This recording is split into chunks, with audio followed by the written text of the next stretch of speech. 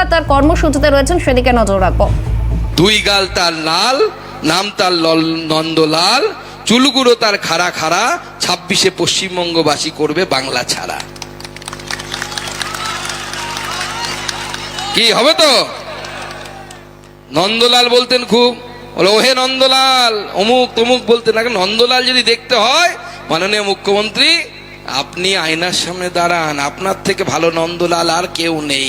দুই গাল একদম লাল হয়ে গেছে, সুপ্রিম কোর্ট থাপ্পড় দিয়ে দিয়ে লাল করে আপনাকে বাড়িতে পাঠিয়ে দিয়েছে।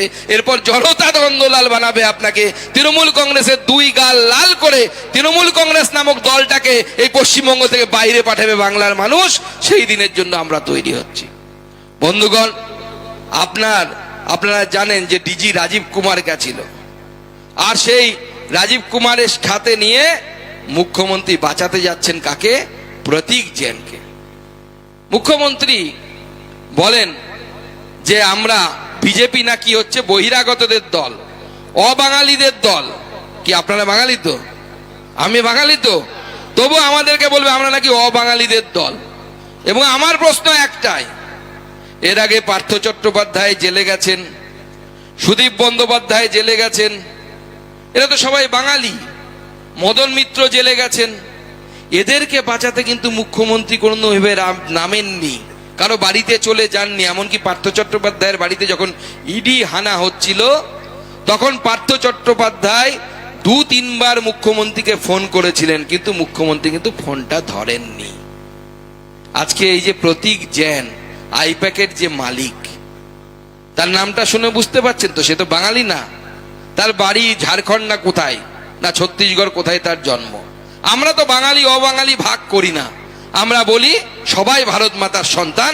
যে কোনো ভারতবর্ষের প্রান্তের মানুষ কাজের জন্য বা কোনো প্রয়োজনে পশ্চিমবঙ্গে আসতে পারেন, পশ্চিমবঙ্গে থাকতে পারেন। আমরা তাকে ভাইয়ের মতো বুক্কা দিয়ে আগলে রাখবো, এটা বাংলার সংস্কৃতি। আমরা সেই নীতিতে বিশ্বাস করি। কিন্তু মুখ্যমন্ত্রীকে তো প্রশ্নের উত্তর জবাব দিতে হবে। আপনি বলতেন আমি বাঙালির জন্য আছি, বাংলাকে রক্ষা করার জন্য বুকের রক্ত দিয়ে দেব। তাহলে আজকে আপনি আপনার দলের বাঙালি নেতাদেরকে বাঁচাতে গেলেন না, বহিরাগত প্রতীক জৈন্যকে বাঁচানোর জন্য আপনি পুরো কোমর বেঁধে শাড়ি পেঁচিয়ে কোমরে লাগিয়ে যেভাবে ঝগড়া করে আমাদের মাসিমা পিসিমারা, সেইভাবে ঝগড়া করতে আপনি ইডির সাথে চলে গেলেন। মামলা কেয়া হ্যায়? কি ব্যাপারটা কি? ধান্দাটা কোথায়? বললাম না, তেরে মেরে বিচ মে কেসা হ্যায় বন্ধন অনজানা, মানে তোমার আর আমার মধ্যে সম্পর্কটা কি, এটা অঞ্জানা। অঞ্জানা নয়, সবাই জানে। বাপ বড়া না ভাইয়া, সবসে বড়া রুপাইয়া। সব থেকে বড় হচ্ছে পয়সা। তো প্রতীক জেনের সাথে সম্পর্কটা হচ্ছে পয়সার সম্পর্ক। তাই প্রতীক জেনের মাধ্যমে যদি কয়লার টাকা গিয়ে থাকে, মুখ্যমন্ত্রী আপনি যদি কয়লা খেয়ে থাকেন, ভারতীয় জনতা পার্টি কথা দিচ্ছে সেই পেট থেকে কয়লা বের করার দায়িত্ব আমাদের। আমরা সেই কয়লা বের করব, আমরা কয়লা বের করে দেখাবো যে ভারতীয় জনতা পার্টি নরেন্দ্র মোদীর পার্টি। নরেন্দ্র মোদী বলেছেন না খাউঙ্গা না খানে দুঙ্গা, খেতেও দেব না। সেটা আমরা বুক চুকে বলতে পারি। দুবারের সাংসদ, কিছুদিন হলো মন্ত্রী বানিয়েছেন মাননীয় প্রধানমন্ত্রী নরেন্দ্র মোদী, কিন্তু বুক ঠুকে বলতে পারি কেউ আঙুল তোরে কোনো তৃণমূলের নেতার বলার দম নেই যে সুকান্ত মজুমদার দুর্নীতিগ্রস্ত।